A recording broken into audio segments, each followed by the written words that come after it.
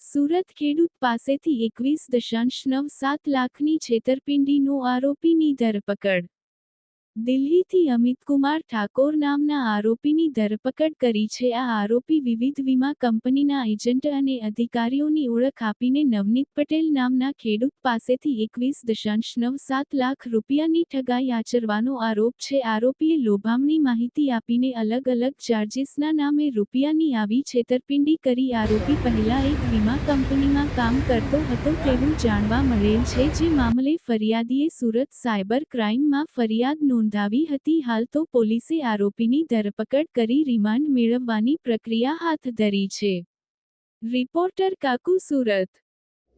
Police commissioner sir, Surat city દ્વારા cyber crime સેલને આપવામાં આવેલી સૂચના અંતર્ગત જેઓની સાથે ડિજિટલ અરેસ્ટ થયું હોય એવા સુરત શહેરના નાગરિકોની ફરિયાદ સાયબર ક્રાઇમ સેલમાં નોંધીને જરૂરી કાર્યવાહી કરવામાં આવે છે। તે અંતર્ગત પાછલા દિવસોમાં સુરત શહેરના એક નિવાસી સાથે રિટાયર્ડ જે સિનિયર સિટીઝન પર્સન છે એમની સાથે 1.05 કરોડ જેટલી માતબર રકમનો સાયબર ક્રાઇમ ફ્રોડ થયેલો હતો, જેમાં તેમનું ડિજિટલ અરેસ્ટ સાયબર ક્રિમિનલ્સ દ્વારા કરવામાં આવ્યું હતું અને એમને પૈસા બચાવવાના બહાને કે આરબીઆઈમાંથી બોલીએ છે અને પોલીસ બનીને અલગ અલગ રીતે કોલ કરીને એમના વેરિફિકેશન માટે મલ્ટિપલ ટ્રાન્ઝેક્શન્સ કરાવીને 1.05 કરોડ જેટલી રકમ આરબીઆઈના સેફ એકાઉન્ટમાં સેફટી માટે રાખવામાં આવશે અને પછી પરત કરવામાં આવશે એવો ઝાંસો આપીને તેમનું સાથે સાયબર ક્રાઇમ કરવામાં આવેલું હતું। ડિજિટલ અરેસ્ટ તેમનું લાંબા સમય માટે રાખવામાં આવેલા હતા।